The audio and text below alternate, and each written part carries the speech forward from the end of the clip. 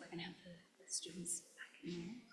Oh, they're all right here. I know, but like we're gonna have them back to come up on stage one by one. Yeah. There's a stage. I mean, I guess we're gonna have them present. Yeah. Just roll around. It's like out there. Just hold it.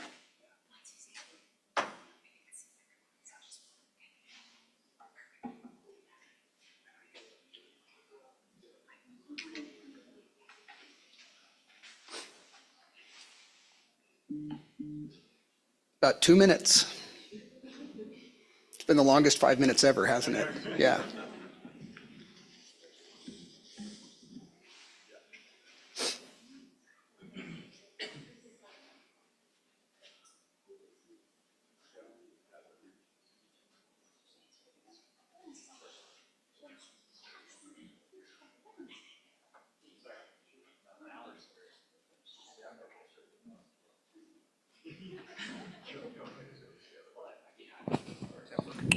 I have to be really close to it.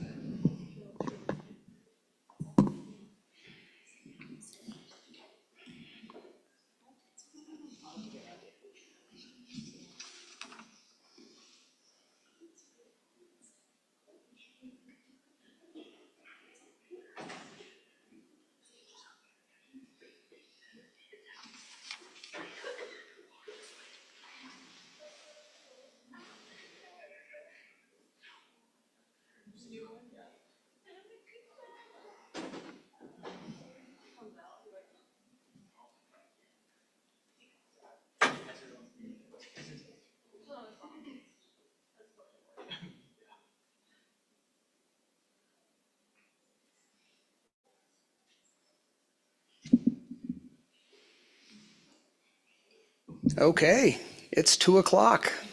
You guys ready? All right. Let's go ahead and get started. Welcome and thank you all for joining the 3-Minute Thesis event. This is both a virtual and an in-person event. So those of you on Zoom, welcome. I'm Jerry McMurtry, Dean of the Graduate College at the University of Idaho, and I'm honored to be emceeing this event this year. This is our 6th time that we've hosted this statewide event and this competition. Mark Skinner, the chief executive of Idaho Falls, was supposed to be here doing this. He got called away to Twin Falls, so you got me. So I hope to be a suitable replacement, and we'll give it my best shot. The University of Idaho has proudly led the coordination of this event since 2018, and we're excited to host it again and welcome our partners and friends from Boise State and Idaho State University. I want to welcome the students and faculty, staff, parents, and other folks online from BSU, ISU, and U of I. I also want to recognize my colleagues from the universities that are here, namely Adam Bradford, Interim Provost and Chief Academic Officer. Adam's back there. Tracy Collum, Interim Dean of the Grad School, back there as well. Scott Lowe, Dean of the Grad School at Boise State University. And I do want to thank and recognize all of the U of I and ISU staff here on our shared campus or our University Place facility for helping set up and facilitate this competition and this opportunity. So thank you guys for putting this together and making it happen. They did say the heat would be working, but I don't think that's true. So throughout today's event, you're going to hear from university leadership, including presidents.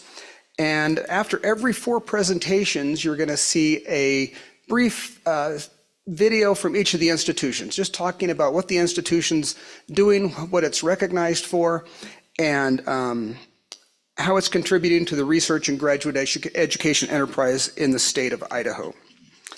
So you'll get to see some cool videos. The 3MT competition is a celebration of graduate student research and how they focus on creating new knowledge. I'm sure by the end of today's event, you'll have a new appreciation for the impact of our research institutions on the state of Idaho and how we do create new knowledge that impacts Idaho and the world. And I would say you're going to learn a lot today. The breadth of presentations is incredible. And so you're going to learn how much the broad breadth of research we do in the state and the depth that these doctoral and master students go to. Today's students will have 180 seconds to present their research. So if you're writing a dissertation, it'll probably be between 80 and 90,000 words. They're going to boil that down to 180 seconds. So it's challenging. It really is challenging. And our judges are going to have the hardest job ever. And I will introduce them in a second. The students competing today were the recent winners of their institutional competition. And so ISU, BSU, and U of I all had an internal competition. And you're seeing the best of those, the winners from each of those events. The winners of this event will have an opportunity to move on to the Western Regional event, which will be held in Denver later on in March at the annual meeting for the Western Association of Graduate Schools. And so what I'd like to do is have you get ready for some very compelling and thought-provoking presentations ahead. Also, you can visit our digital program. There's a QR code online and on the screen right there. And that will give you a digital program that you can follow through and see which competitors are coming up and what they're, a little bit of bio about them. If you're in the audience, there is a little card over there, I believe, at the check-in table where you can get that QR code as well. If you can't get the QR code to work, you can go to the U of I Graduate School webpage and click on the 3MT link, and it is also listed there.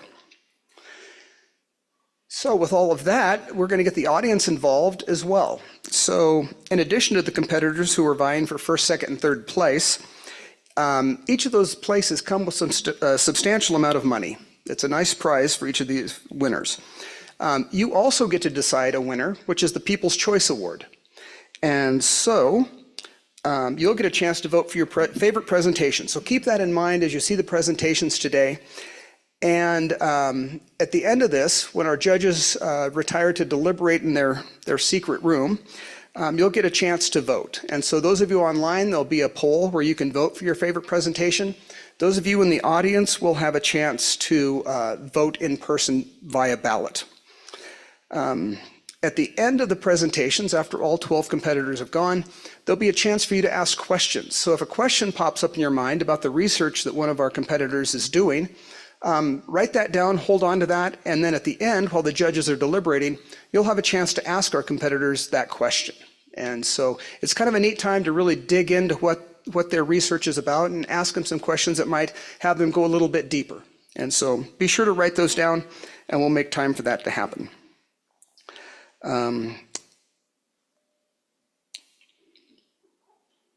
Let's see. So what I'd like to do now, I believe we're on to the President's video messages. And so I'd like to introduce the University of Idaho, President Scott Green, who I believe has the first video message. Second. And so, so Marlene Tromp will be the first one. Is that right, Ryan? Yes. Okay, so Dr. Tromp from Boise State. Congratulations on reaching this milestone in your academic journey.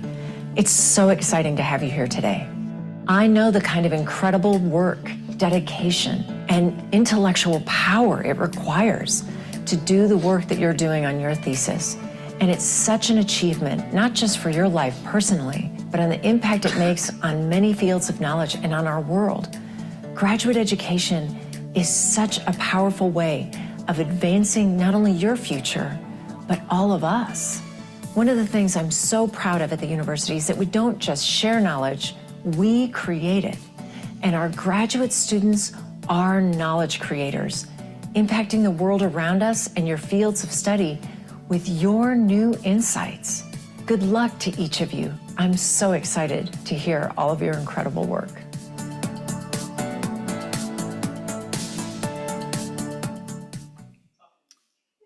Next, we'll have Scott Green from University of Idaho. Today, we will watch our best and brightest graduate students discuss the research they've poured thousands of hours into. They will articulate why this research matters, and their passion for their topics will shine through. The quality of their work demonstrates the strength of our research programs in Idaho. We'll send today's winners to regional and national 3MT competitions. The topics today vary from science to the humanities and showcase the results of investment in Idaho graduate students. Our state, the nation, and our world are improved by their research. The U of I and our sister institutions are shaping citizens who contribute to Idaho, a bright group of doers and thinkers who care about the planet and will propel our state's economy forward. The U of I invests more than $100 million on research activities each year, from sending antibacterial polymers to the space station to building a rotorcraft that will go to Saturn's moon, Titan. From developing new drought-resistant grains to studying vector-borne disease, our research advances our society in impactful ways. The work presented today will benefit not only our communities, but will also help us address some of the world's greatest challenges. Here in Idaho, we are creating teachers, doctors, nurses, scientists, and farmers that will go on to make a huge impact on our state and our country. We are committed to supporting transformative student experiences. At the University of Idaho, 66% of our undergraduates participate in hands-on research, and we award over 600 teaching and research assistant positions for students each year. We are proud of the life-changing education we provide at the University of Idaho, Boise State University, and Idaho State University. We will continue to deliver accessible, high-quality education at a great value for the state of Idaho. We have 3 great institutions in Idaho working on research that impacts lives around the world. The 3MT event demonstrates how we can take complex, detailed academic research and make it understandable to the citizens of our state. Most importantly, this event showcases how our research will impact our communities and the world. Enjoy the 3MT competition. And lastly, we are fortunate to have Dr. Adam Bradford here from Idaho State University, who will bring remarks as well.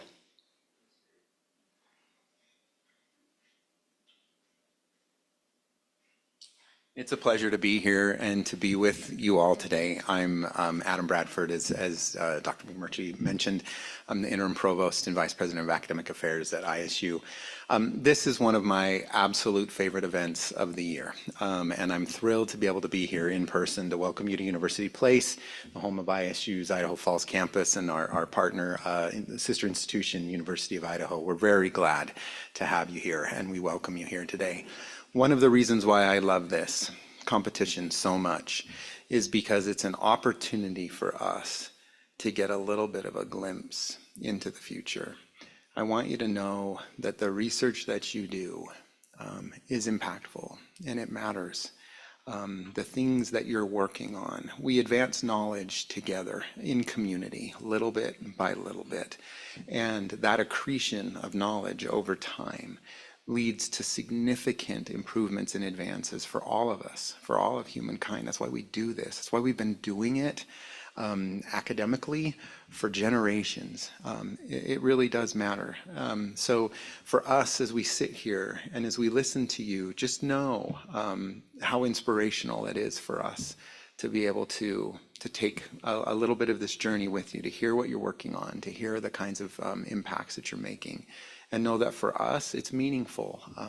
It's what draws me in many ways to higher education. I came to ISU to work with graduate education, and seeing those researchers sort of budding into their careers is a really fascinating thing for us to see, and very inspiring. So welcome to University Place. We're very excited to hear what you have to say today.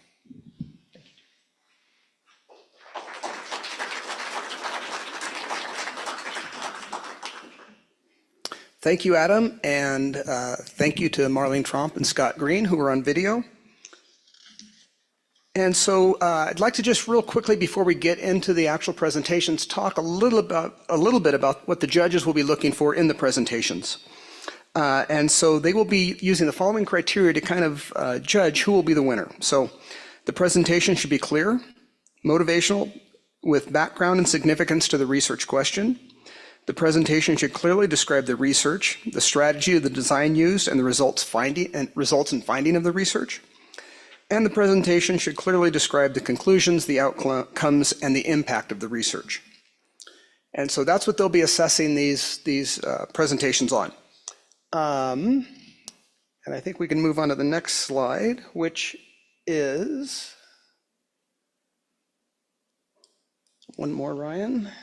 There we go, the money. Okay, the prizes. Well, here's what the competitors are vying for. First place is $2,000. Pretty significant amount of money for a graduate student. I know in 1987, $2,000 would have gone a long way when I was graduating with my PhD. $1,500 for second place, $1,000 for third, and then $500 for the People's Choice winner, which you know you will select yourselves out there. I'd like to then start by introducing our judges panel. You got out of order. Oh, I did? Yep. Oh, It's my fault. okay. All right, well, we'll just move on beyond that. Okay.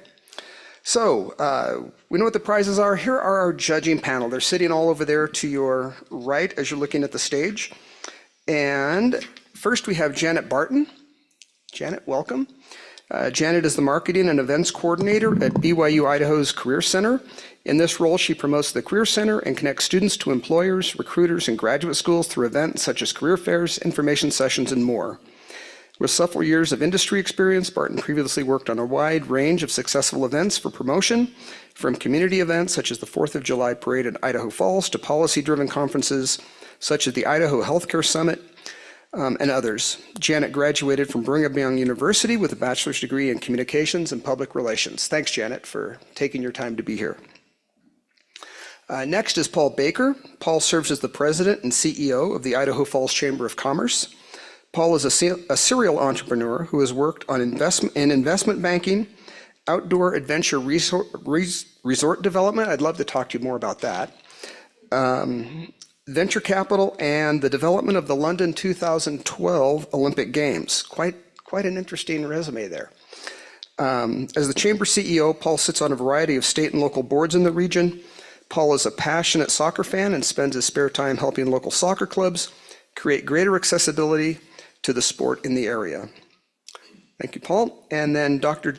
Eugene Engman is a dedicated and accomplished postdoctoral researcher at Idaho National Laboratory, where he specializes in battery research and the study of critical materials such as rare earth elements. He holds a doctorate and a master's degree in nuclear engineering from the University of Idaho. with a strong foundation in electrochemistry. His academic journey began with a Bachelor's of Science degree in Mechanical Engineering from Brigham Young, Idaho, and where he focused on manufacturing. He recently won the 2024 SLAM competition at INL, and a SLAM competition is very similar to this 3MT competition, so he's got a little experience. Eugene will represent the laboratory at the National Laboratory SLAM competition held in Washington, D.C. in March. So good luck, Eugene. Bring home the title to Idaho. He's also the vice president of the local Rotary Club and loves being of service to his community. He prioritizes spending time with his wife and 3 kids. Next, and our last judge is Heather Nunemaker. She's a dedicated advocate for workforce and economic development, currently serving as the Workforce Development Specialist for Workforce and Economic Development Programs at Idaho National Lab. Through her career, she has built expertise in state and federal programming, building industry partnerships, higher education training, and workforce and economic development programs, including grants, pipeline and skill development, and regional collaborations. Heather has a passion for building, and I think it got out of order again, connections and collaboration with stakeholders on strategic initiatives that create opportunities for sustainable growth and long-term benefits for individuals, organizations, and communities. Heather holds a Master's of Business Administration degree from Idaho State University and completed her bachelor's degree in business at the University of Puget Sound in Tacoma. So welcome, Heather. And finally, we have Matthew Taylor. Dr. Matthew Taylor currently serves as the Dean of Health Professions at the College of Eastern Idaho, where he guides a diverse set of career and technical education programs to support student success and workforce readiness. Dr. Taylor holds a PhD in neurobiology from the University of Utah, and since joining CEI in 2021 as an anatomy and physiology instructor, he's demonstrated a commitment to high-quality education, advocating for evidence-based instructional practices, and aligning academic programming with industry and community needs. A native of Idaho Falls, Dr. Taylor is passionate about advancing educational opportunities in the region and strengthening partnerships that drive local workforce development. So welcome, judges. You definitely have the hardest job here today, for sure. And so now we are at the point where we will have our presentations. So after the competitor finishes their presentation, I'll ask them a few questions just so you can get to know them a little bit better. And that'll give the judges a few minutes to jot down some additional notes before we move on to the next competitor. And so now we'll get to the reason that we're all here. And I would like to introduce our first competitor, Dylan Stokes from Idaho State University.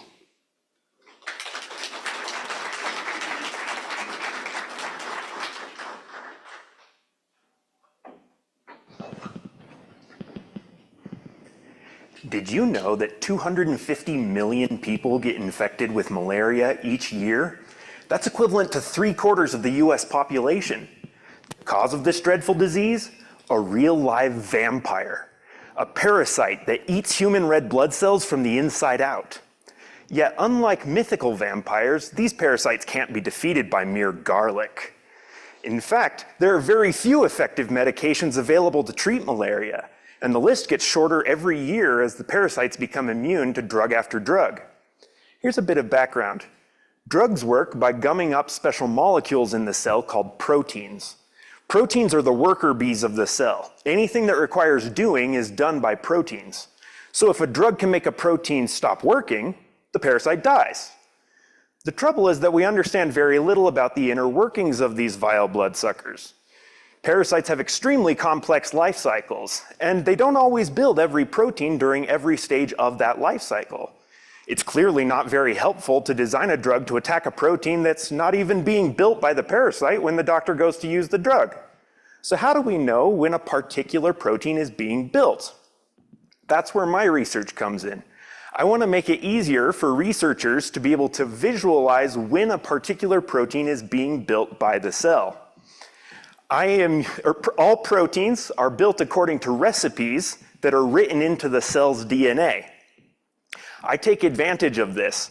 I'm using a technique called twin prime editing to go in and alter the cell's DNA so that the cell visibly glows anytime that particular protein is being built. This technique uses a special protein called PECAS9. This protein is like molecular scissors. It can go into the cell's DNA and cut out the last part of one of those recipes. Then a second protein called polymerase comes in and fills in the gap with new instructions to build a molecule that glows. Now, every time the cell goes to read that recipe and build the corresponding protein, the entire cell glows. Once perfected, this technique will be a powerful tool in the hands of researchers and drug designers to help them develop new weapons to vanquish the vampires of malaria.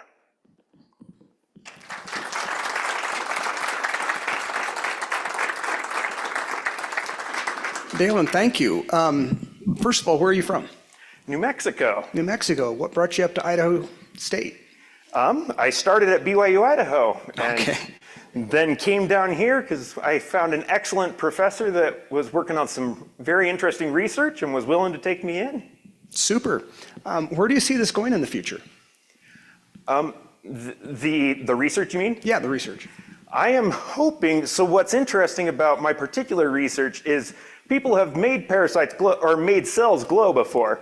What I'm working on is we're trying to take this, mine is a preliminary step, we're trying to make it so that we can edit DNA inside smaller organelles like the mitochondria. So it's called the powerhouse of the cell in high school. My professor cringes every time we use that, but that's what people know it as. And it's got its own genome inside it. Most people don't know that. And right now, we've got the ability to edit nuclear genomes, but we can't edit mitochondrial genomes. And so the idea behind my research here is we're editing in the nucleus just to prove that this technique works.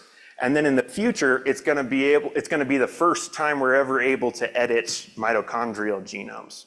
So we're really excited about that. That is exciting. Thank you.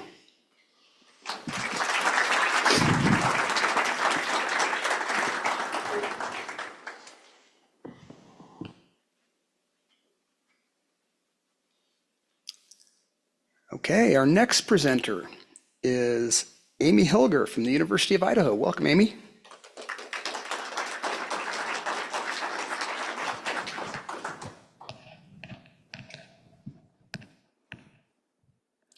Imagine choosing where to eat tonight. On the one hand, there's a new restaurant that has incredible food, but it's expensive, requires more of your time, and takes more effort to get to.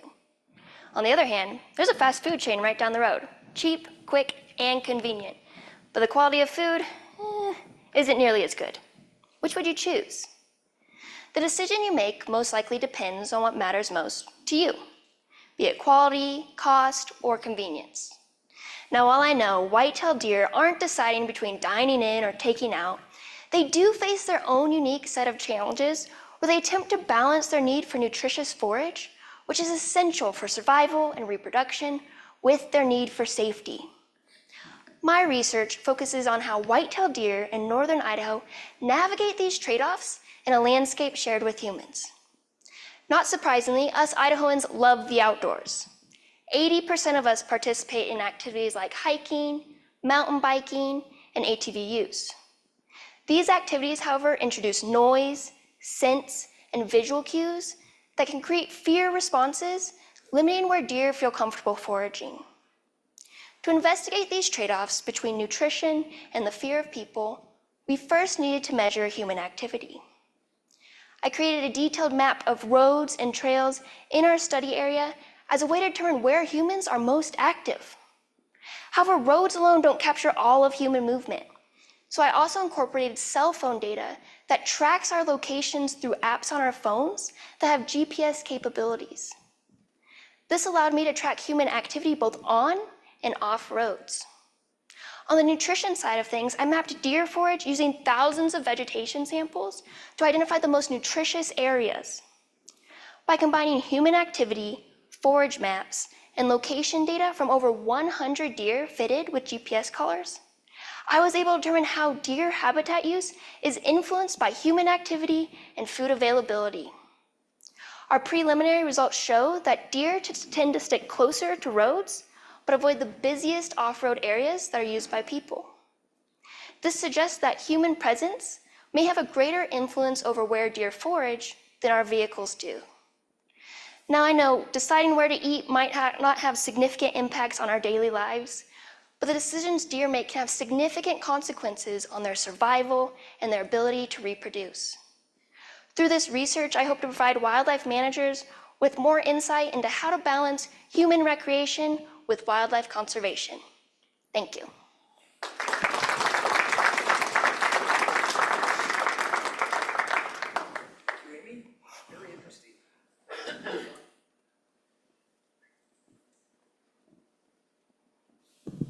Okay, there we go. Thank you, Amy. Interesting. Where are you from? I'm originally from Banks, Oregon, so kind of northwest Oregon. Okay, and what brought you to the University of Idaho? I worked for Idaho Fish and Game for a couple of years on a big white-tailed deer research project, and then it kind of led into this master's project that I'm working on. Okay, and so fascinating work. How do you GPS collar all those deer? Yeah, so we put all these, they're called clover traps. We put them out on the landscape. They're kind of like this big netted box trap. And we bait it with some of their favorite foods, and they go in, and then we essentially run the trap line and go and tackle deer, with a better way to say it, but get the deer down and put GPS collars on them, and then release them on their way. Okay, and then at the end of the collar's life, does it fall off, or do you go take it off? Or? Yep, it's programmed to last well, in our study, about a year, so we get all that data for a whole year, and then it has a blow-off mechanism, and it blows off, and they get to continue doing what they've been doing. Great, being a deer. Yes, being a deer. deer. That sounds great. Thank you, Amy. Thank you.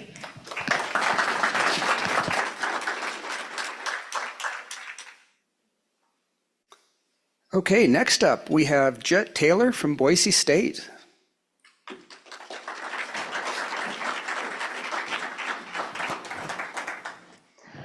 One in 6 people in the United States are older adults, a fast-growing demographic that is often excluded from research, including depression studies. Late-life depression affects up to 35.1% of older adults globally, highlighting the critical need to better understand its underlying mechanisms to inform diagnosis and intervention. To do this, it can help to look at prominent symptoms, such as anhedonia, defined as the loss in ability to experience pleasure from things once deemed enjoyable, affecting up to 70% of people with depression. Anhedonia is associated with poorer response to treatment, higher recurrence rates, and is more prevalent as we age. This could in part be due to age-related changes associated with dysfunction in the brain's reward processing system. The brain's reward processing system is through which we learn, feel motivation, and experience pleasure. And as such, it is intimately related to the dopamine system of the brain. Dysfunction in this system is also related to increased rates of anhedonia, which could be compounded by these age-related changes. As such, there's a need to better understand how depression might manifest differently among older adults at the brain level. To address this, our study uses electroencephalography, or EEG, which is a direct measure of cognition through electrodes placed on the scalp. One EEG measure, called the rupee, is a positive going deflection in the EEG that occurs after feedback of reward, like taking a bite of yummy food or hitting the bullseye on the dartboard. The rupee is considered a biomarker for depression because its positive deflection is lower among those with anhedonia. However, looking at depression through this lens has mostly been conducted on younger populations, leaving out older adults. As such, our study seeks to broaden the limited understanding of what the rupee looks like among older adults across levels of depression. In addition, there's a need for more accessible and affordable treatment methods, which are currently lacking. So our study seeks to understand how lifestyle physical activity, as measured through 7-day accelerometry, is related to the rupee among older adults with depression. Through analyzing our data, we predict that higher levels of depression will be associated with a smaller rupee, which is consistent with the literature among younger populations, and that higher levels of lifestyle physical activity will be associated with a larger and perhaps more preserved rupee among older adults. Collectively, it is our hope that this research can help contribute to future diagnosis and intervention strategies for those with late life depression. Thank you.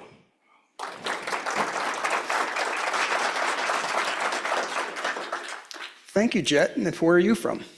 I'm from Rigby, Idaho, so not too far from Wow. here. Yeah. Local, for sure. Yeah. What got you interested in this at BSU? So I finished my volleyball career at BSU, and that was around the time when I was applying to master's programs. I originally wasn't considering applying to Boise State, but living in Boise, I just love the area so much. So I applied other places too, but what really got me is I had an incredible interview with who's my mentor now. And she introduced me to this field, which is definitely something I never thought of looking through kinesiology through this kind of lens. So I've been really grateful, and it's been awesome. Well, you're studying something that's common to all of us. We're all getting older, for sure. So what do you see this going in the future? What's the next steps for this? Well, I think one thing that's been really interesting to me since starting to study the brain is we really know so little about it. So we have, we hear, oh, physical activity is good for your mental health. A lot of that is like association, but we don't know what's going on in the brain to actually account for that. So I hope that in the future, if we find a relationship between physical activity and depression and this mechanism, that we can use it to kind of like hone in on dose and frequency to kind of really see at the brain level these changes in depression, especially among older adults. So, yeah. Great. Thank you very much. Yeah, thank you.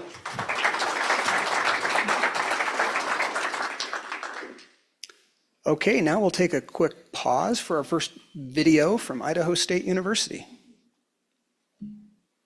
ISU students innovate, explore, discover, and achieve. Supported by ISU's nearly $40 million in research and creative scholarship grant funds, our students gain the power to change the world. More learning opportunities, more innovation, more leadership, more job readiness, more groundbreaking discoveries. We do more than educate.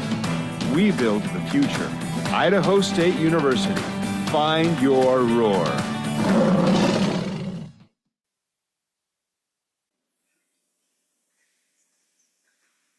I love the videos every year. They're pretty cool. Okay, we'll keep moving on to our next presenter from Idaho State University, who is Mohammed Rabi.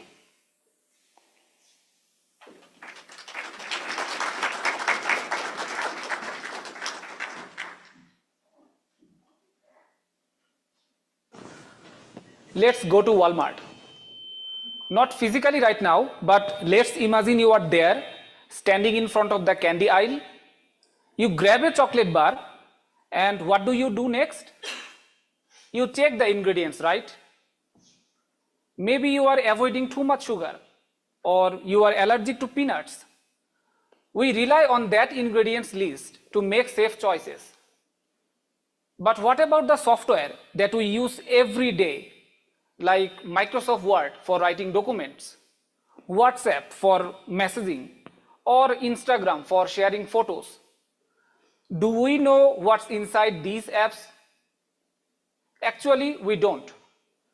In software, these ingredients are called software bill of materials, or in short, SBOM. An SBOM lists every component in a software just like the ingredients list on that chocolate bar. Now, if there is a vulnerable component in our software, it can put our information and devices at risk. It could even lead to losing money or being targeted by ransomware. But here is the problem. Software companies rarely provide this SBOM. So what can we do? There are tools out there that claim they can create this SBOM automatically. They say they can detect all software components, versions, and dependencies within a software. But are they accurate? In my study, I tested 7 most popular SBOM tools on 50 diverse software projects. My goal was to find out if these SBOM tools really capture all software components and their relationships. The results were surprising and not in a good way. These tools were only able to detect up to 60% of the components correctly. On top of that, they often identified components that didn't actually exist in the software. This led to false positives and made SBOMs unreliable.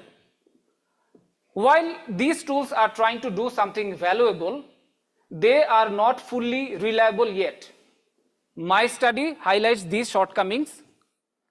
For tool developers, this is a call to improve SBOM accuracy. And for users, it's a reminder to be cautious and not trust these tools blindly. With improvements, these tools could make our digital world a much safer place. Until then, it's a work in progress and one that's crucial for software security, our security.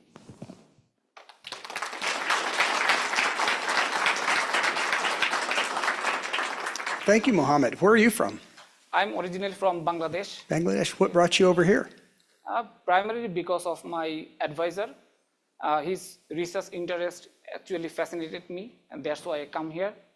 And also, the research facility at ISU is very fantastic. Great. And so what do you see yourself doing with this research into the future? My plan is to empirically study how many developers use these kind of softwares and what are their experience using those kind of tools. And with their guidance, probably build my own tools that can overcome the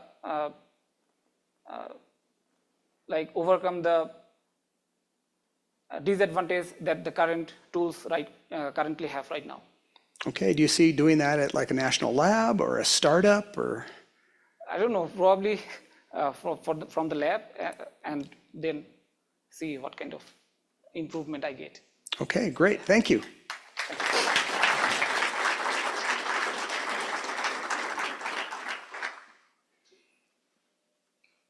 Okay, we'll go ahead and move to our next presenter, who is Anna Medlin from the University of Idaho.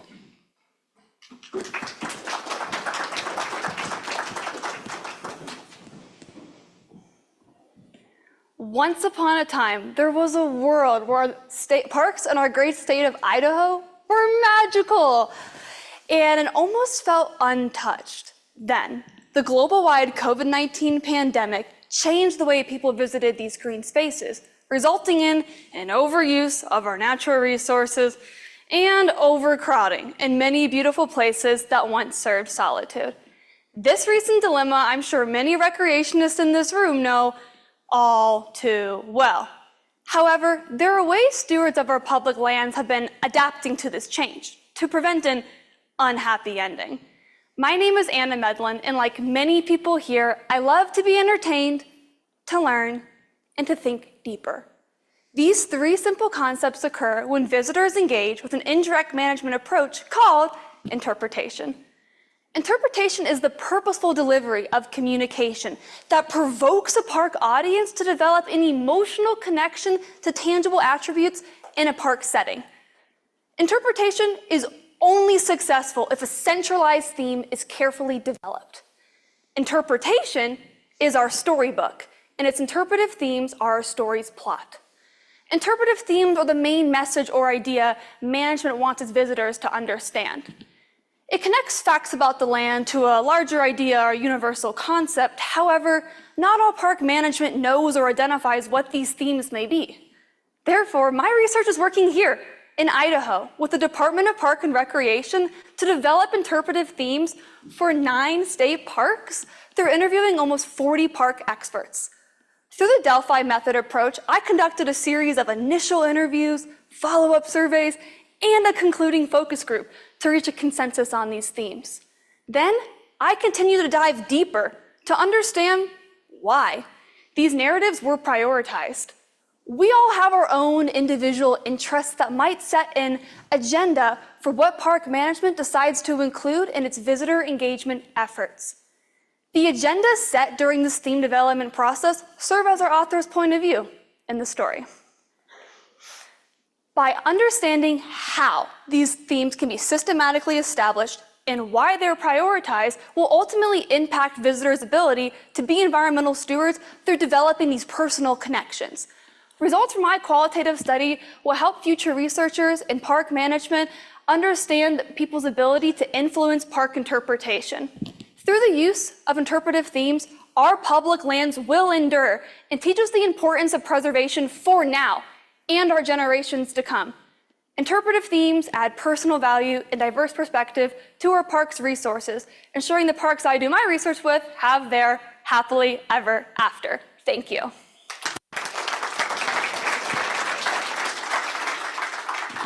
Thank you, Anna. Fascinating. Where are you from? I'm from Northern Virginia. Okay, and what brought you to Idaho?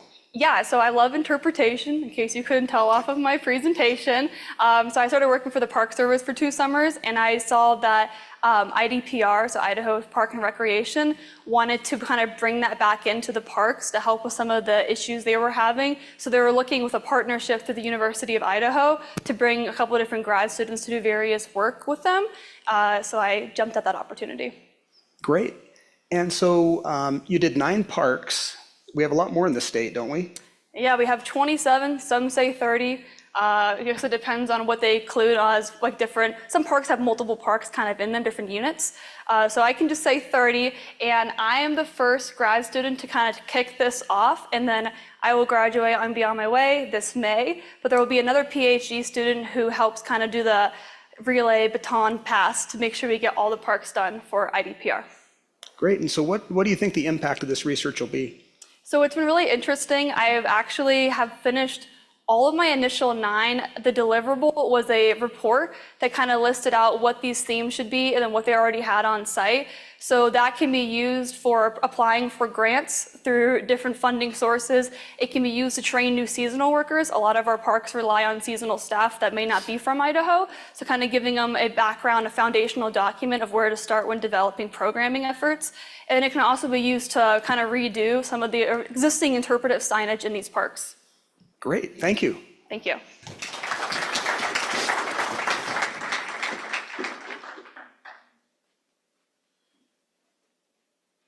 Okay, next up we have Patricia Ezeki from Boise State University.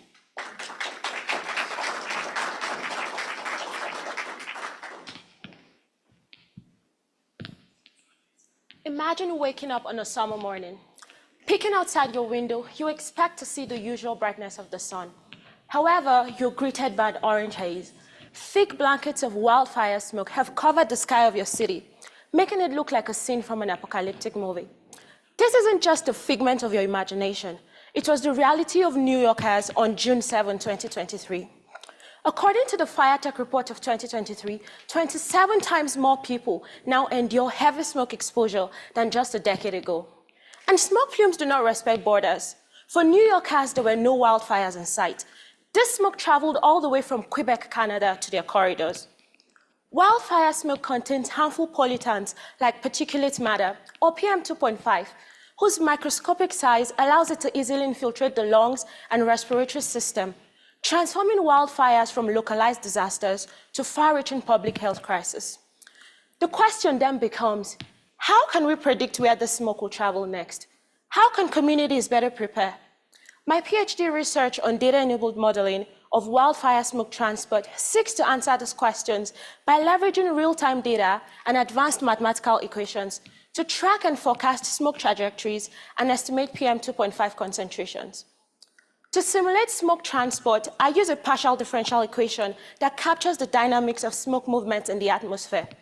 At its core is the emission source stem, which is simply any forcing that causes smoke to be injected into the atmosphere.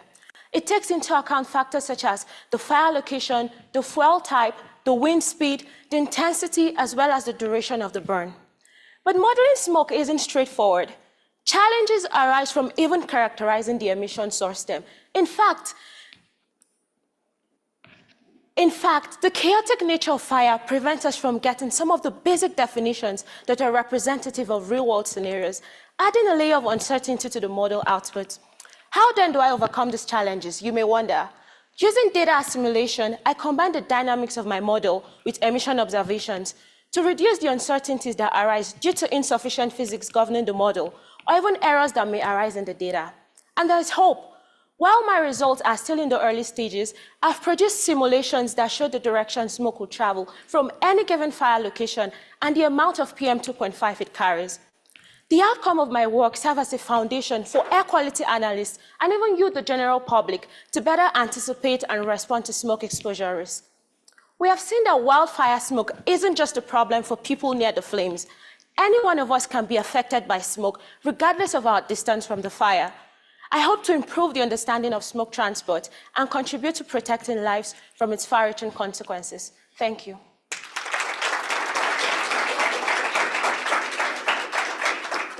Thanks, Patricia. And where are you from? I'm from Nigeria. Nigeria. And what brought you to Idaho? My PhD research, my advisor had funding for a really cool project on wildfire smoke. And yeah, it was really interesting to take the opportunity. Okay. Well, we know wildfire smoke impacts all of us in Idaho. Every summer, we seem to fight it quite a bit. And so where do you see this research going in the future and for you? Well, for me, it's going to involve just basically going to broader aspect of air quality, because with wildfire smoke, we have lots of things dealing with air quality. We have PM 2.5 and still other components that still affect the air. So I'll also be trying to estimate the source stem, because it's really a big component of my project. Getting a source stem that fits the equation is really difficult. So it's something I look forward to working more on in the future, getting a variety of source stems. Sounds great. Thank you. Thank you.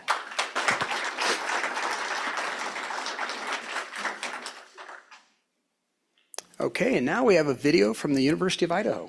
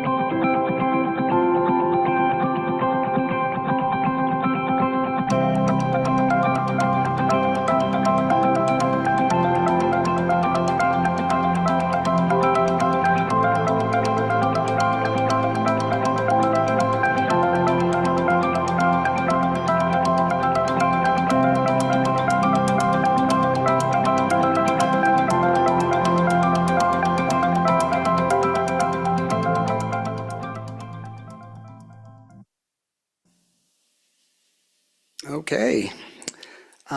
We will go ahead and keep moving forward. And next presenter is Afra Champa from Idaho State University.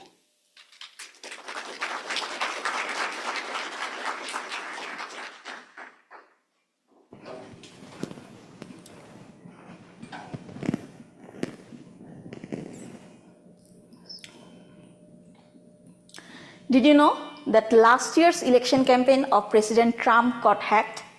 Hackers stole sensitive documents and leaked them, stirring up a lot of chaos and raising the concern about the security of US election system. All this started with a simple, sneaky phishing email. And 91% of all hacking attempts starts with a phishing email. Now you might be wondering, what is this phishing email? It's basically a fake email that looks real, like it's from someone you know or a higher authority, but its goal is to trick you into giving away your private information, like your passwords or credit card numbers, so they can steal from you. However, using artificial intelligence or AI, our email systems can detect suspicious email and send them to the spam folder. So AI is like teaching computers to make quick human-like decisions. Research studies also suggest AI as a promising tool for catching phishing emails. All this sounds great, right? But the Federal Trade Commission reported that last year, hackers stole more than $10 billion with a B. I repeat, more than $10 billion. So even with AI technology, we are still losing a huge amount of money to phishing. So this makes us wonder, is AI really good at catching phishing email? To find out, we did the study to teach AI to catch phishing email using over 200,000 email examples. We used two types of AI models, machine learning and deep learning.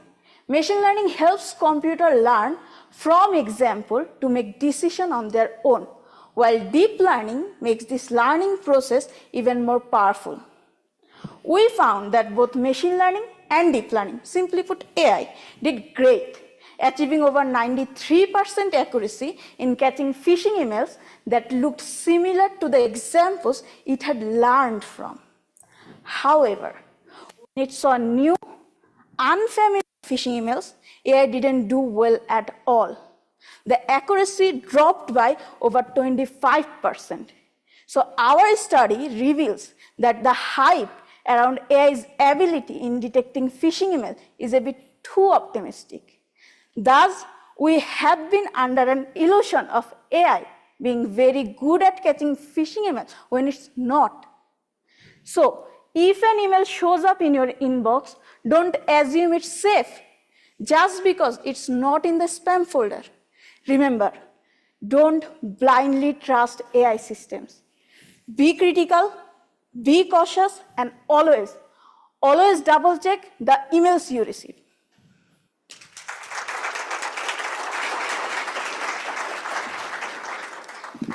Thank you. And where are you from? I'm from Bangladesh, a South Asian country. Okay. And what brought you to Idaho? Short answer, to get my PhD degree. And do you want to hear the long story? Okay. So, fascinating study you're doing. Yeah. I know we all get email, we all get spam, we all get junk, we all get all that stuff. So, where do you see this going in the future? What's your ideal result from all your research? So I see like if it's a machine learning or deep learning algorithms, which we like everybody uses this algorithm, but the main problem is that they actually don't perform that well on unseen data. So in future, I plan to tweak these algorithms so that they also perform very well in unseen data as well. So, and probably develop a tool that will really help all the users. How long do you think that'll take? How long? Yeah. I think if I consider the shortest period would be like 2 to 3 years. Okay, that's not too bad. And when do you plan on graduating? 2 to 3 years? Yes. Okay, thank you. Thank you. Thank you.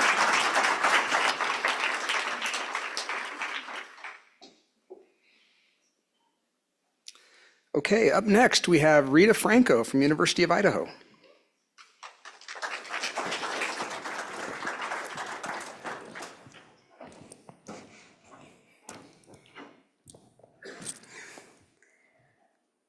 So, I've heard that people in the United States say, an apple a day keeps the doctor away. But in Guatemala, my home country, we must say, 1 egg a day keeps stunting away. Stunting is when a child is too short for their age, as the girls in the picture. This condition is the lifelong mark of malnutrition from the earliest days of life. The University of Idaho is developing research in a Mayan community in Guatemala. This community is in a beautiful place with colorful views, great weather, and is home to friendly people. However, they face an important challenge. 6 out of 10 children under 5 are stunted, and 3 out of 4 families are food insecure. In other words, they don't have enough nutritious food. The consequences of stunting are irreversible. Stunting reduces learning capacities, limits job opportunities, and increases the risk of infection and chronic diseases as hypertension and diabetes. One of the reasons of stunting is that children's meals lack protein, because they are so expensive for many families living in rural communities. Eggs could be a viable protein source, but they're still expensive for many families living in poverty. For over 6 years, we have studied 10 indigenous families in Guatemala to understand the advantages and challenges of maintaining a household egg production and its benefit to their children's health. For this pilot study, we're working with families who build chicken coops and receive training on hen care and egg production at home. We interview parents and collect data on their socioeconomic status, food security, egg production, and we measure their children's bone health and nutritional status. Our findings so far have been encouraging. Children who eat 1 egg a day are more likely to have an appropriate height for their age, implying that egg consumption can prevent stunting. So we know that the socio-ecological causes of stunting are diverse and not easily addressed by a single intervention. But the message that we have for local authorities and donors is clear. According to the World Bank, every dollar you invest in nutrition will return in $23 more. So, investing in children's egg consumption can help them to create stronger communities and have healthier kids that can have a better and beautiful future, as beautiful as their surroundings.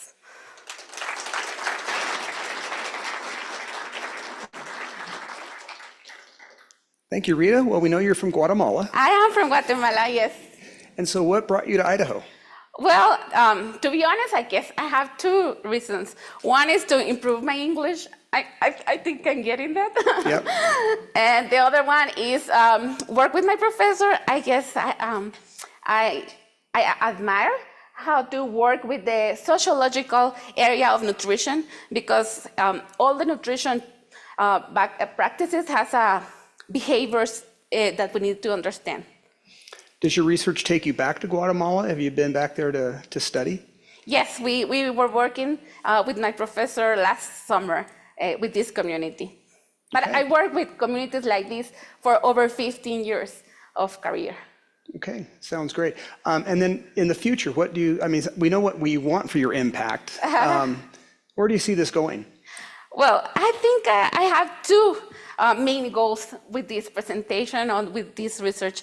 First of all, I wish that everybody in this room can have dinner for tonight, eggs, or tonight can eat eggs, or tomorrow breakfast, whatever.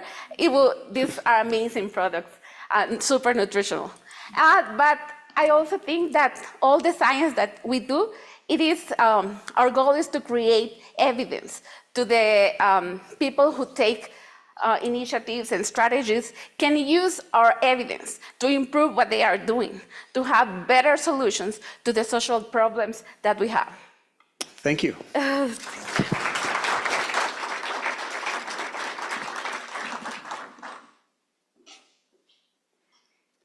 Okay. Our next presenter is Mason Bull from Boise State.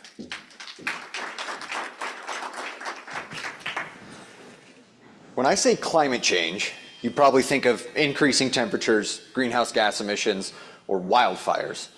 But it also affects how and where plants grow. Since 1981, 59% of our planet has seen an increase in vegetation density, along with 5.4 million square kilometers of new vegetation growth, an area the size of the Amazon rainforest. These changes in plant distribution are attributed to warming temperatures and a lengthening of the growing season by 2 days per decade, which means plants can grow faster and longer every year. Now, more plants may not seem like an issue, but changes in plant distribution locally alter hydrology, inhibit snow accumulation in the winter, and can change the overall chemistry of a watershed. These changes are felt more in the Arctic and the subarctic than elsewhere, and this happens to be where much of the planet's landlocked ice is held in the form of glaciers and ice sheets. This ice is receding at an astounding rate, and it exposes areas perfect for new plant growth. This greening, as it's called, creates a positive feedback loop. As plants establish, they increase surface temperatures and decrease ice accumulation. thereby creating more room for new plants. This results in less ice and more vegetation over time. In south central Alaska's Neliwan watershed, pictured here, these changes have been observed, but not yet studied or quantified, so we don't understand the rates or the mechanisms of these changes like we do on a global scale. But now I'm giving it my best shot. My research is quantifying these changes via satellites, a process called remote sensing. Earth-observing satellites have been active in this area since 1986, and they give us a relatively fine-scale view of the planet for nearly 40 years. A single pixel of this satellite is a 30 by 30 meter square, so imagine analyzing your lawn from outer space. It's pretty cool. A few 100,000 of these pixels makes up my study area. And by analyzing this imagery, I've documented new growth at 24 square kilometers, about 7% of this watershed. You can see that behind me, there's a lot more green in 2021 than there is in 1986. Here we also see a greening of existing plant communities, which indicates accelerated growth of vegetation that's already established. We also see a loss of 18 square kilometers of ice with no growth beneath it yet. Remember that feedback loop that I mentioned? Now, my findings are in line with the modeled directions of global greening. We continue to see less ice and more vegetation in the warmer climate of the future. And my research is the first step in understanding this feedback cycle. These changes have the capacity to completely alter how water and nutrients are transferred from these alpine sources. So the next steps of this work will show us how these changes impact the downstream communities that rely on these vital water towers of our planet, not just in Alaska, but around the world. Thank you.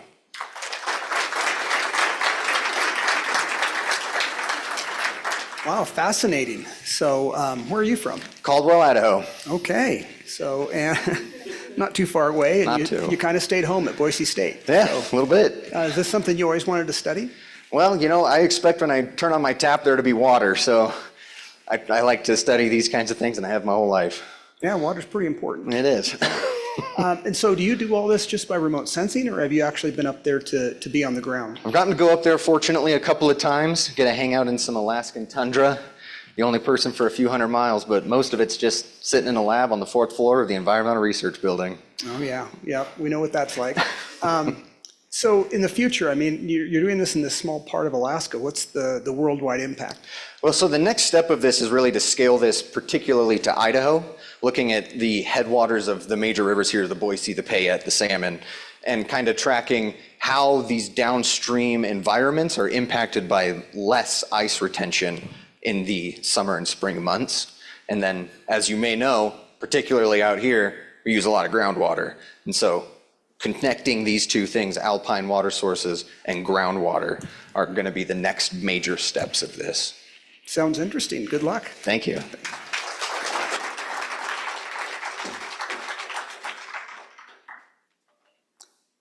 Okay.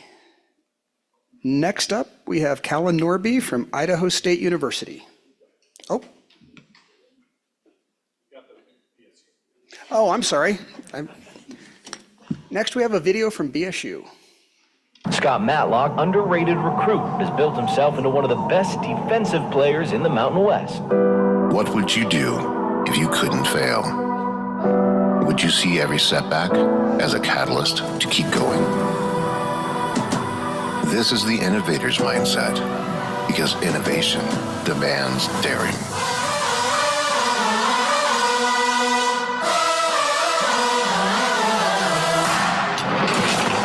Is finding thousands of ways that don't work, and the one that changes everything.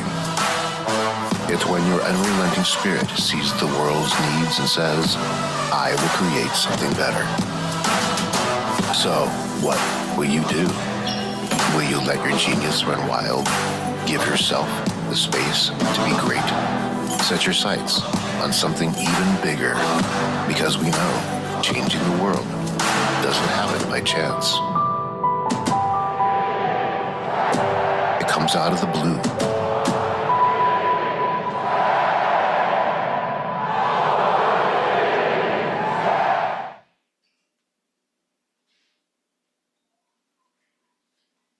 Okay, and so now we have Callan Norby from Idaho State.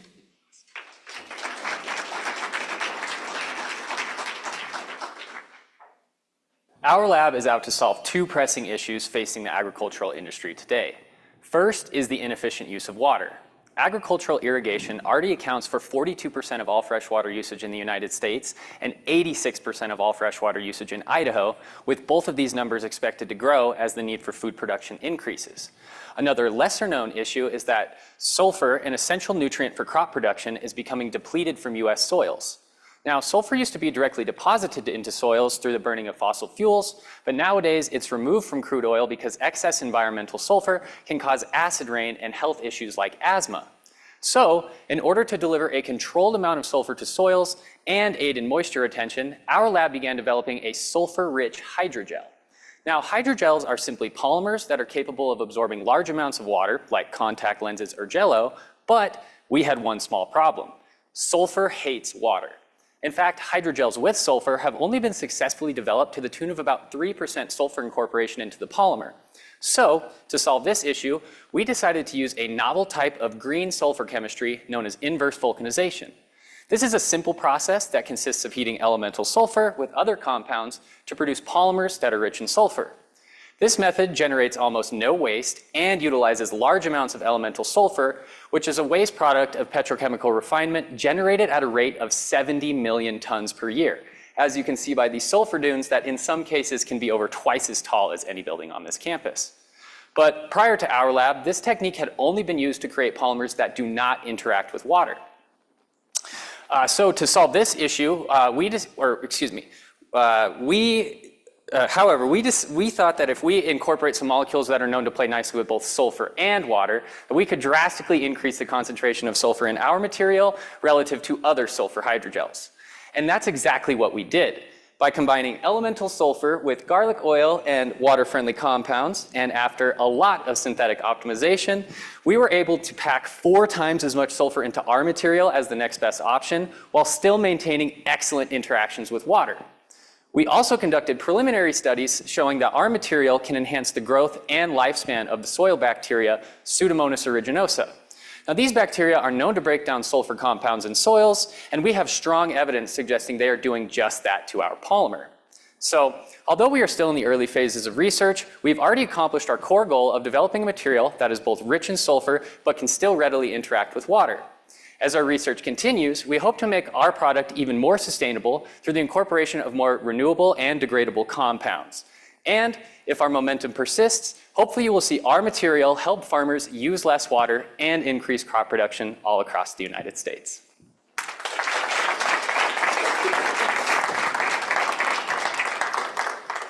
Thank you. And where are you from? I'm born and raised Pocatello, Idaho. Pocatello. Okay, so you stayed home. Yeah, I did.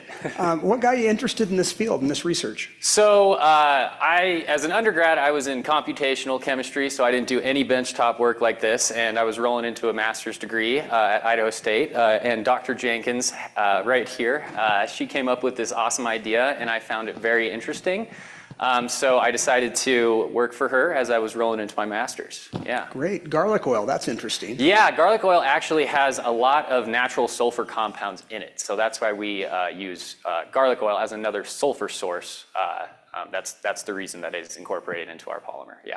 And so through your research, are you hoping to commercialize this and make this a product That available? is definitely on the table as of right now. So currently with this system, it's more of a proof of concept in that we can pack a lot of sulfur into a material but still allow it to absorb water.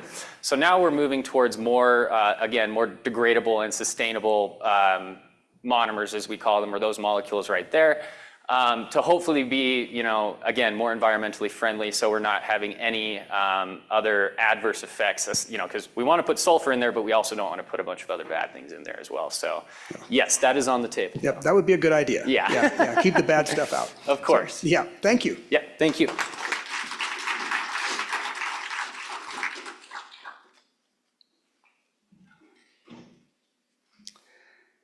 Okay, our next presenter, and we're getting towards the end here, is Brian Tabayan from the University of Idaho.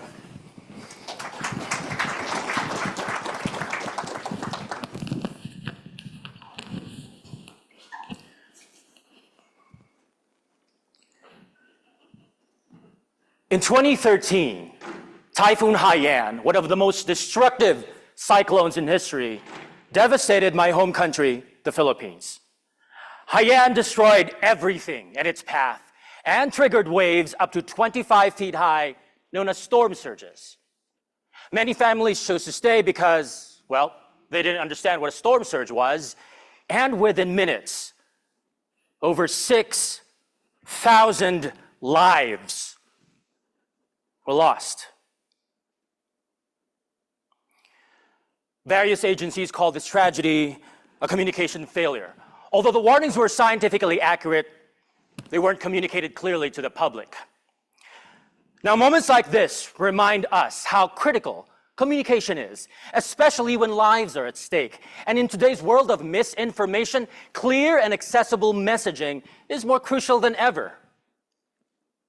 Science has a problem. It's a communication problem. Scientists often receive little to no training on how to explain the research to non-experts, and this communication gap can limit public understanding and the genuine appreciation of scientific work. Now, as part of my case study, I conducted an 8-week workshop using applied theatrical improvisation, more commonly known as improv, to help STEM graduate students connect with their audience, craft engaging stories, and build confidence in presenting. I chose improv as a learning tool because of its interactive nature that encourages participants to be more open and adaptable through improv activities like role-playing. To explore the workshop's impact, I analyzed data from surveys, weekly journals, and in-depth interviews. Now, the results of my study show that improvisational training notably enhances communication skills. Participants improved their confidence and their ability to connect with diverse audiences through storytelling and emotional engagement. They also shifted from a research-centered approach to a human-centered focus, prioritizing audience empathy and simplifying complex ideas. Now, this interdisciplinary approach by integrating theater helps science become more relatable and equips future scientists with essential tools to improve public understanding. The tragedy of Typhoon Haiyan demonstrated how crucial clear communication is, especially when scientific accuracy alone isn't enough. Science needs to be more accessible, inclusive, and culturally relevant for the public to appreciate more. And finally, I hope to see science communication training become a core component of STEM education and not just an afterthought. Maraming salamat po. Thank you very much.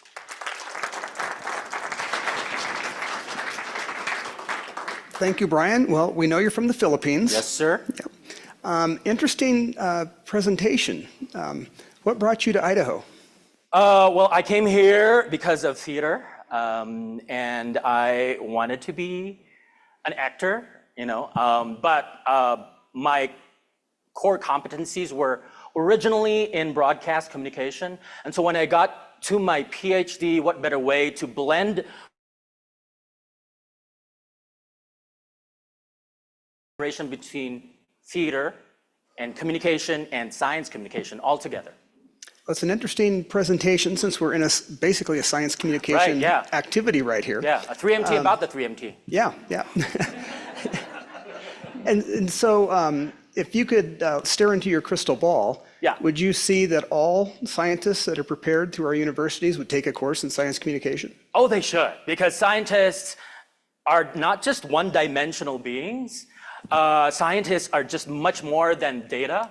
They're also social, they're also emotional, intellectual, all sorts of things all rolled into one. Great qualities of being a human being. So how do you think you would get all those scientists involved in studying communication? Enroll in my class, if that were the case. Okay, sounds good. Thank you. Thank you.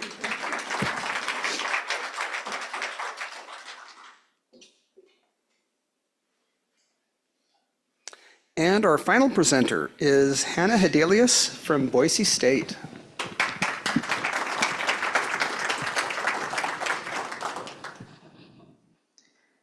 I don't know much about Greek mythology, and in fact, the Disney movie Hercules is about 99% of said knowledge. But my favorite way to explain my research is the story of the Trojan horse. See, the story goes is that the Greek soldiers were able to sneak and kind of deceive the city of Troy by hiding in a wooden horse, the Trojan horse. All right, stay with me. See, my research focuses on cholera toxin. It's exactly what it sounds like. It's the toxin that causes the diarrheal disease, cholera. See, cholera toxin has two parts. Part A is what I would refer to as the Greek soldiers. See, it's the toxic part, looking to infiltrate the body. But B, well, B is our horse. You see, cholera toxin B actually takes part A to where it needs to be in the body.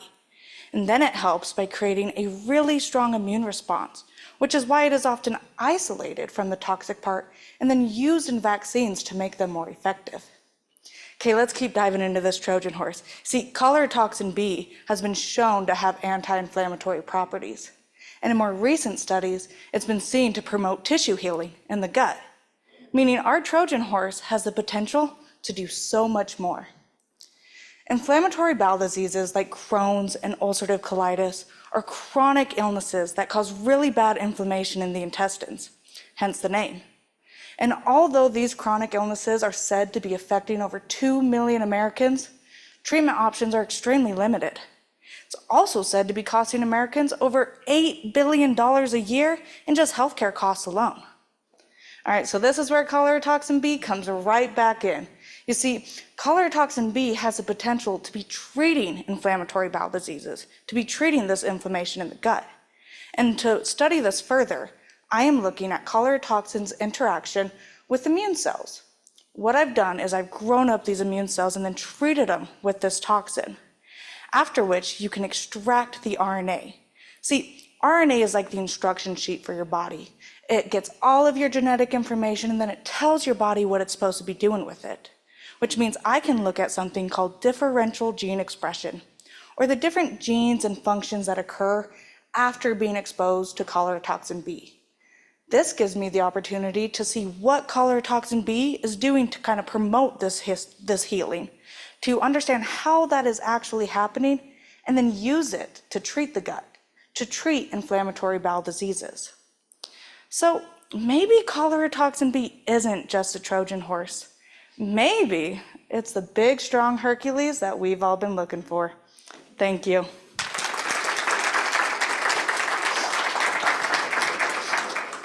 Thank you, Hannah. And as I've asked everybody else, where are you from? I was raised in Glenns Ferry, Idaho. Oh, wow. Okay. So you stayed pretty close to home as well. Yes. Yeah. And what got you interested in this study, this field? Yeah, so in my undergrad, I studied cholera toxin, but looked at it more as a vaccine adjuvant. So it assists the vaccine and creates an immune response and helps it be more effective. But in my master's degree, while I'm continuing to study this cholera toxin, I got assigned with a co-advisor, and he studies the gut microbiome. And after kind of looking at how these two can intertwine, we found that cholera toxin B really does have some potential in this area and in treating inflammatory bowel diseases and promoting tissue healing, especially in the gut. So it just has kind of all worked out. Great. And so at the end of your research, do you see this being commercialized to a pharmaceutical company? What's your plans? Yeah, major goal becomes a treatment, and it's available to Americans and everyone worldwide. I mean, I think if we can really study cholera toxin and its potential, then yeah, we can make a treatment option out of it. Sounds great. Thank you. Thank you.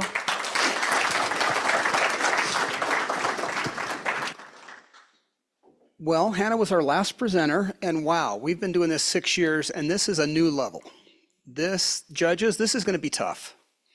So what we're going to do is ask Sarah or Ari to take the judges to their room where they'll deliberate and do their work. And then what I would like to do is ask, well, first of all, I guess we need to do our People's Choice Awards. So those of you in the audience, I hope you took some notes and remember who your favorite was, because we will ask you to vote. And those of you online, you'll get a poll where you'll be able to vote. And we'll calculate that just here in a couple of minutes.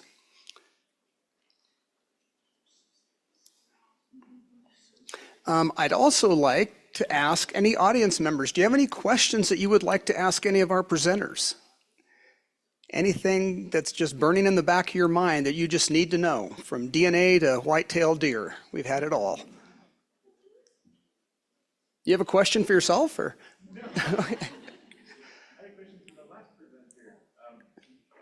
Do you want to grab a microphone so the people online can hear you?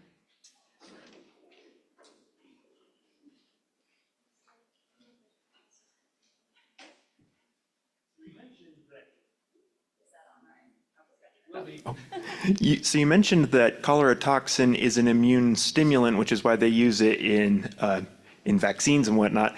But your research is mostly focused on its ability to be an immunosuppressant. How can it be an immunostimulant and an immunosuppressant at the same time? It depends on how it's used. The cholera toxin B. Cholera toxin B can have anti-inflammatory properties depending on where it's at and what it's used with. That's why with vaccine adjuvants, it's paired nicely to where it can promote that immune response.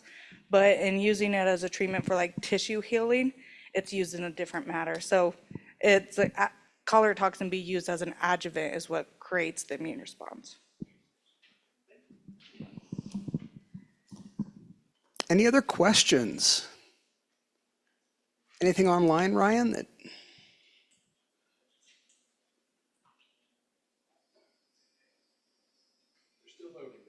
They're still voting. Okay, and we're still voting in here. No other questions from the audience? You've got some really brilliant brains over here that you could ask some questions of.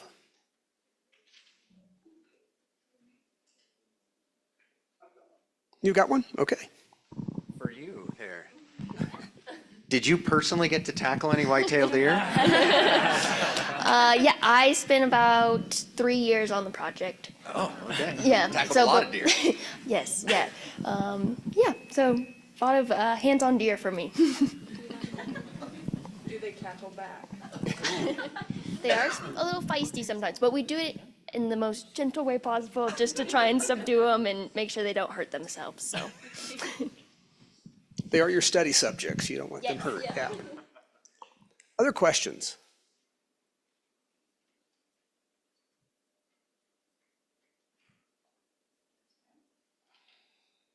Are you guys thinking of them, or are we done?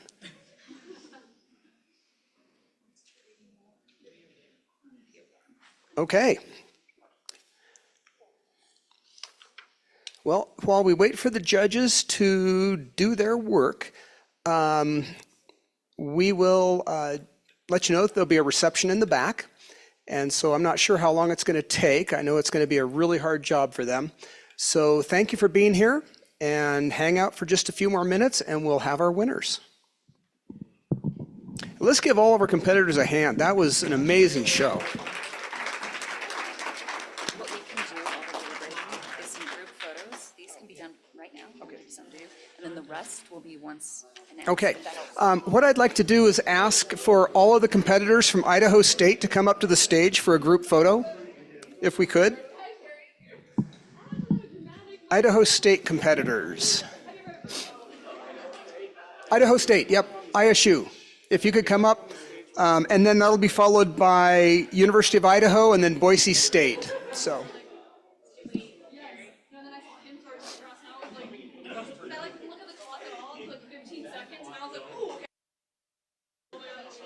And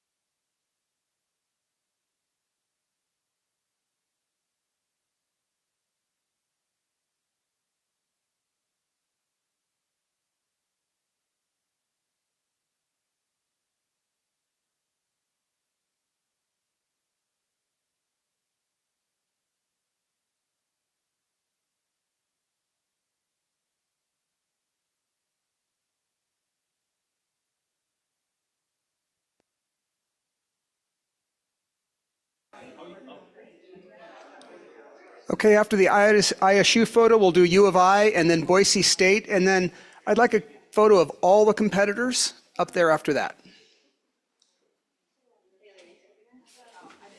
Adam, there you go.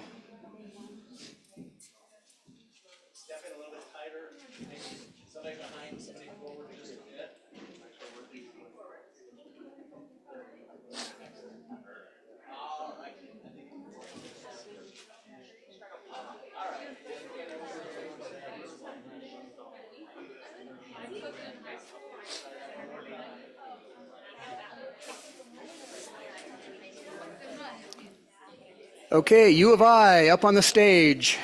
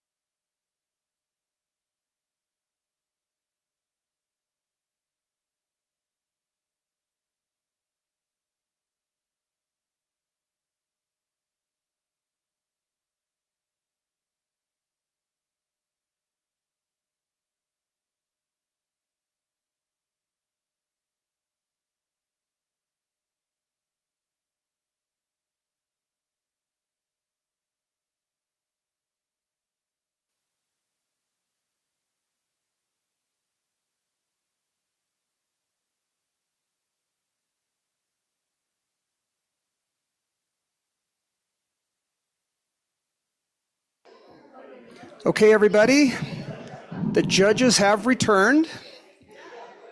So the moment we've all been waiting for is to find out who our winners are. Drum roll. Okay, first I want to thank the judges. That had to be an incredibly difficult job. So thank you for your effort and your work. Okay, we will start with third place. And third place goes to Mason Bull from Boise State University. Yeah, Adam, or Scott, there you are.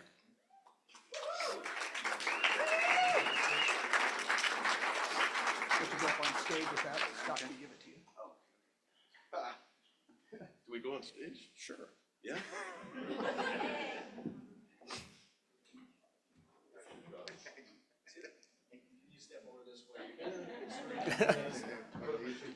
Okay, there we go.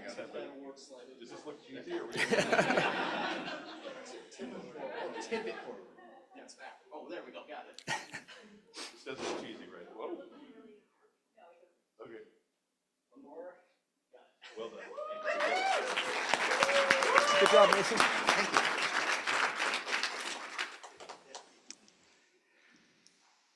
And our second place winner is Brian Tabayan from University of Idaho. And I guess I get to give him the award.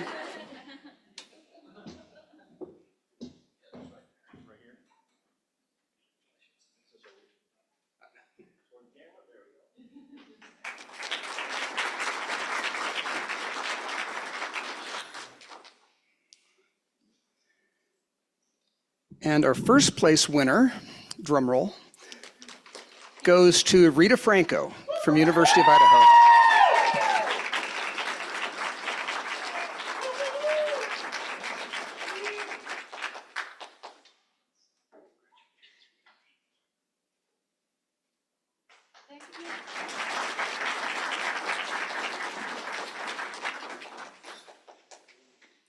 And don't go far, Rita, because you are also our People's Choice winner.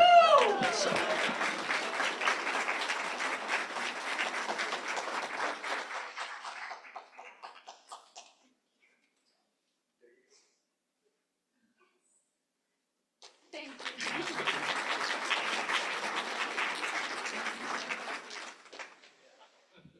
Okay, that brings us to the end of our program. Thank you to all the competitors. You guys took it to another level.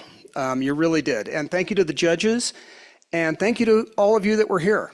I hope you learned something about what our research institutions are doing in the state. And this gives me great hope in our future, doesn't it? I mean, look at these people that are going to be changing the world. So one more round of applause for the competitors and our judges. And so now I would like to welcome you to a reception behind the wall right there. We need some additional photos.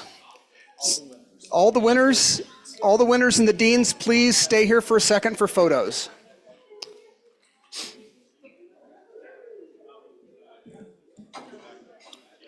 So don't go too far, Mason.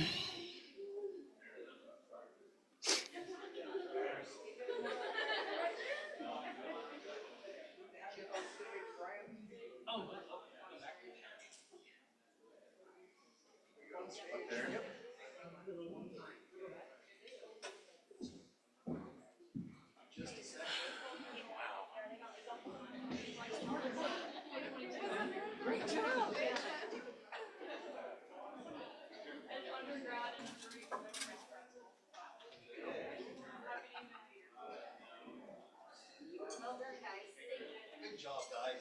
Thank you. Jess, if you would step in just a little tiny bit behind her, let's see who's awards.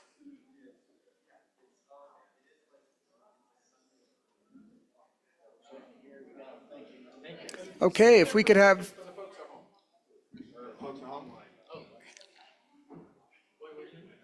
Photographer, if you could step aside just 1 second. That's all right.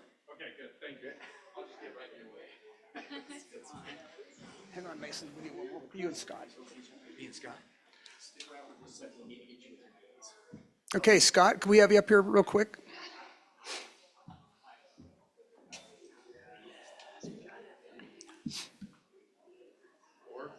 More pictures, yeah.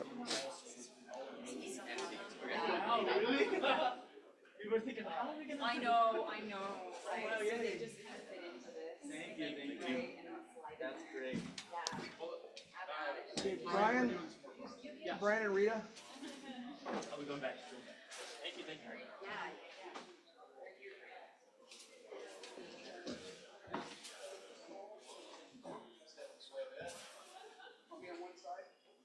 Sure. All right. Excellent. Okay. Okay, cool. Thank you.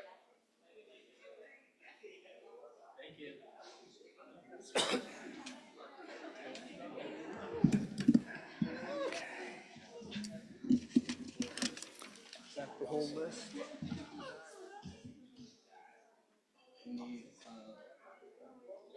Did we get each winner alone?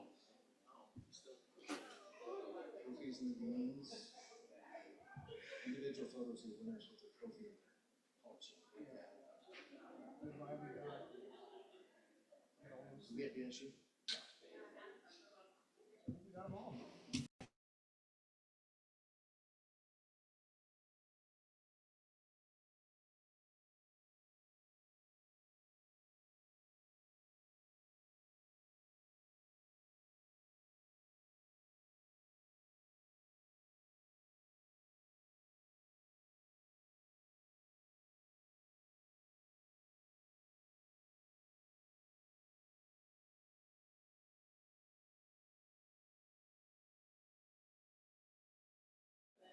My son he's a civil engineer now, but he also got a degree in charts.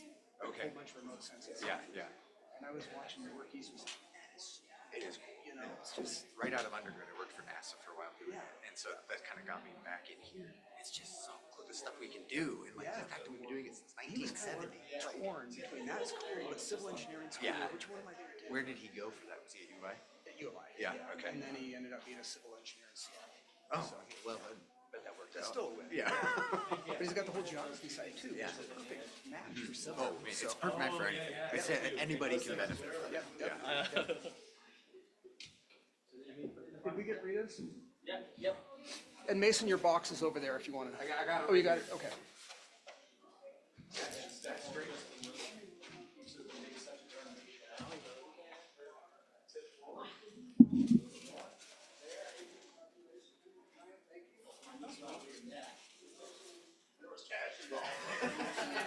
Oh, no. Thank you. Thank you. Those are jitters of that.